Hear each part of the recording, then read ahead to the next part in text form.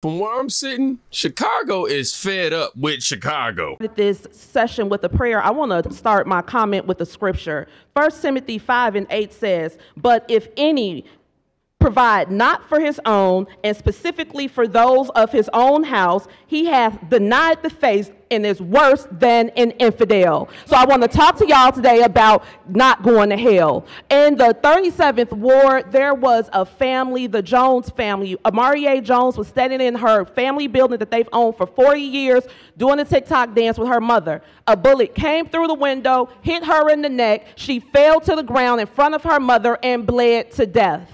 A month ago, on the Chicago mugshot page, her mother was on that page. Her mother had on her daughter's Rest in Peace t-shirt. She washed it so many times that it was completely faded out. She was completely high, out of her mind, and the charge was possession. Now, the first $51 million that this council gave to the migrants came from the opioid settlement funds. I am here on behalf of the Jones family, on behalf of the 37th Ward, on behalf of Black Chicago, on behalf of the entire city, to ask you all to vote no and put that money back in the opioid settlement fund. We need that money in my neighborhood. We need that on my block. That woman should not be at Cook County Jail because she's grieving over a random act of violence that caused her to lose her child in front of her face, when the city of Chicago has millions upon millions upon millions of dollars to give to people who ain't paid a dime into the tax base.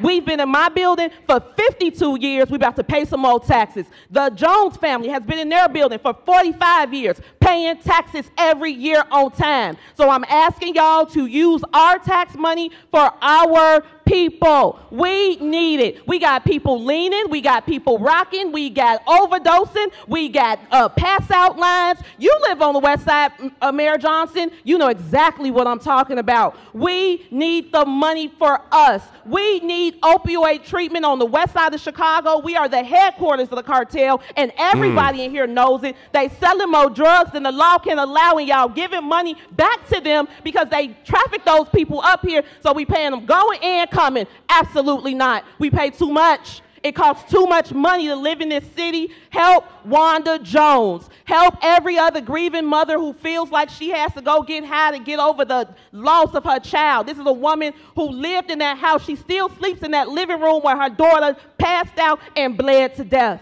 So I'm asking y'all to say no, put these people on the back burner, and put the money back in the opioid fund. We need that money. Thank y'all. Mind you, these comments came as Johnson, Mayor Johnson, is requesting another $70 million in taxpayer funds for illegal immigration in Chicago. And if you've been under a rock, you've still seen what's been happening in Chicago and, you know, Texas and California, all these different places, man, where these illegal immigrants are coming in and being aided more than the people who actually pay tax money in these cities are being aided. And that's not okay. I don't want to continue any further without acknowledging how horrific this situation is for that mother, that grieving mother, that mother whom is in pain, rightfully so. Somebody who watched their child go and then have to grieve with that. Obviously, you know, you can't be in your right state of mind. Some people resort to certain things in order to deal with that. And in that moment, that woman needed help. She needed help. She didn't need jail. She needed help.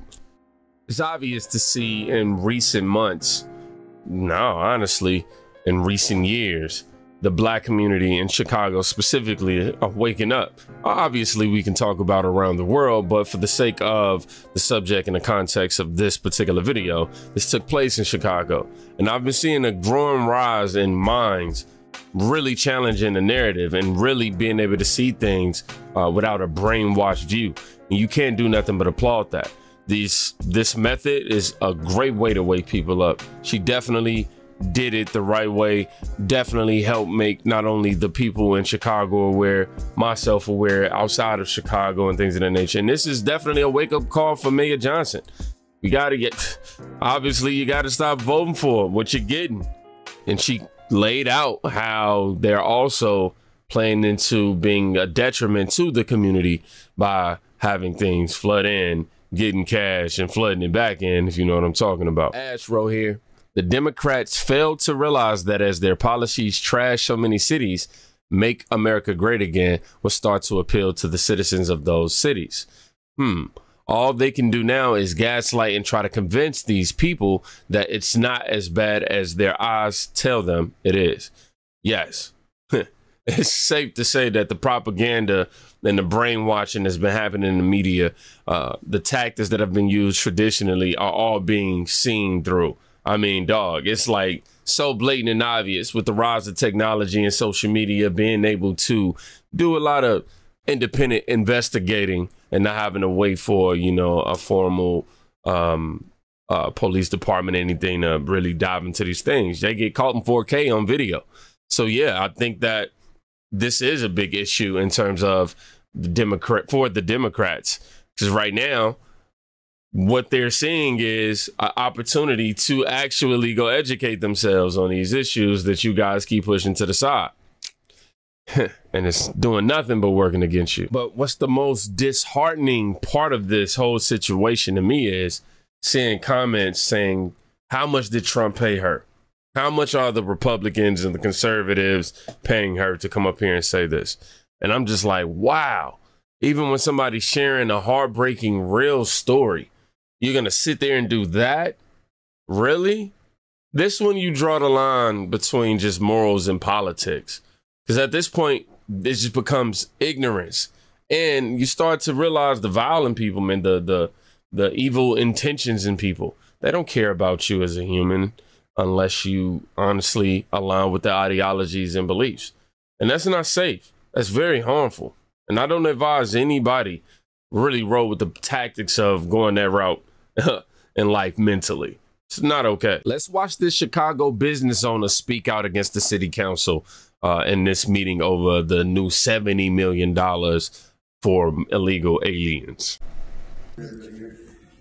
My name is Richard. Last name is Paso. I'm a store manager at an automotive facility here in Chicago. I'm a native to Chicago. It's near and dear to my heart. The city doesn't feel the same anymore. There's a lot of stuff going on right now that's really hard to process. There's a lot of people here that have watched me on social media. I'm a social media influencer. I've heard the word getting back to me. Some of the people that work for you have gotten stuff back to me.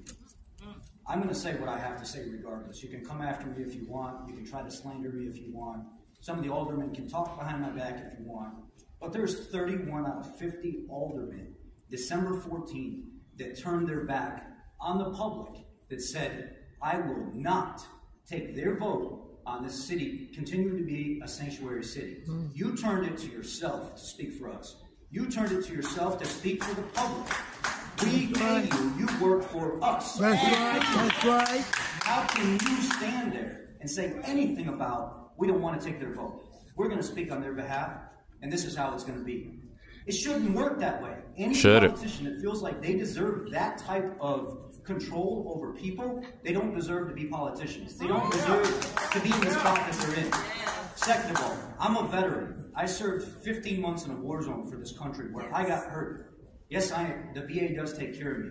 But every year I'm hearing, let's take away, let's take away, let's take away, let's give back, let's take away, let's give back. We have immigrants that serve with us, that put their life on the line, that are still fighting for citizenship, that are in the military, that deserve all the respect in the world, and they don't get it.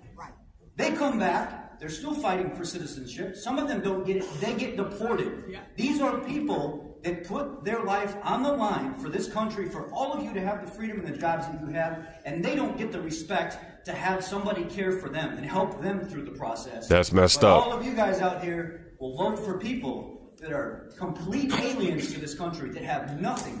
Trinidad, Venezuela, anything coming from the Dominican, Honduras, all these people are coming here. They've cleared out these prisons years ago. And they're sending all these people here. They don't want them there. They don't serve them a purpose. They're showing up here in New York, in Chicago, attacking people in the streets. The police are fighting with them in the shelters that you guys are funding. You guys think it's a great idea, but yet your police officers are getting attacked. Your public's getting attacked. You're putting our lives at risk by doing what you're doing, and none of you care about it because the mighty dollar sits on top. And as long as somebody's in your pocket that you're working with, you're okay with doing it. You don't care about the citizens. At some point in time, there's going to be an answering for this. What it is, I don't know. But it doesn't look good. And I don't respect most of the people that are in here because you turned your back on the citizens and you said your voice doesn't matter. That's right. That's right. Yes.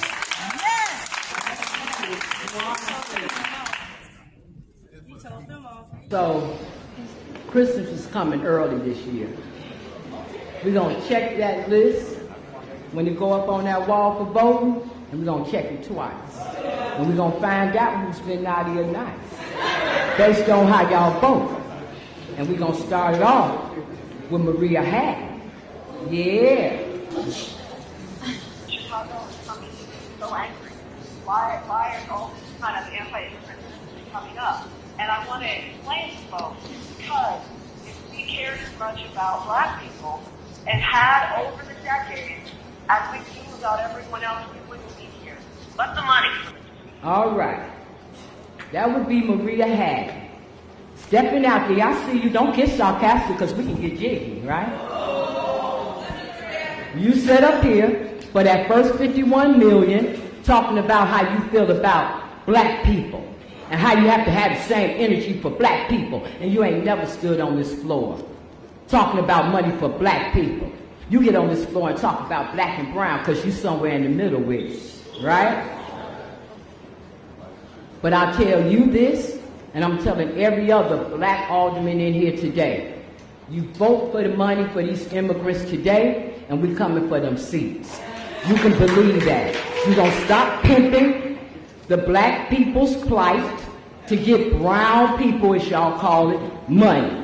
You're going to give us our press conference up there on the 3rd floor, keep talking to the mayor's boy with the clink clink from his past. That's why he got to do what the mayor say do. Him and a lot of other ones in here with these shady pasts. That's why you got to vote the way that you vote. But all of us ain't got shady passes. Some of us free out here. And we can vote how we want to vote. And we coming for those seats. Now, to align yourself with somebody who's obviously a one-term mayor, if he even makes it that far, you better be worried about your job. You better be worried about your longevity. Because we're going to vote and we're going to get you out. Because you ain't doing right by us. That's what time it is. And for your law person that's next to you, I'm going to need you to check out that federal charge that I got against those public administrators over there for messing with black people's property. It's federal case number 23CB14590. All right? And on that note, if y'all don't give us our money for the black community, know this. We getting ready to file a federal injunction against City Hall for benign neglect to the south side and west side. You got that? Unfortunately, I'm sad to say that there still will be people who see past all of this and continue to vote in the same way. In my opinion, I feel like until the black population overwhelmingly come to the conclusion that they don't have their best interests, it's not really going to work out the way that we're seeing it. The anger and the fury and the frustration being displayed. Once we realize that we shouldn't be taken for granted, nobody, honestly, but once you realize you've been taken for granted and all they do is look at you as that, just to vote, you know, you start to come to terms with the fact that you need to be looking in another direction. Because if you keep staying in the direction, you're gonna keep getting the results you getting. And nobody wants that. History only is gonna repeat itself. And I do not enjoy watching the suffering of anybody to any degree. So there's definitely, I wanna make sure I make that a point. But I can say that I'm enjoying watching these citizens wake up every single day and realize, you know what? It's time to actually do something about this.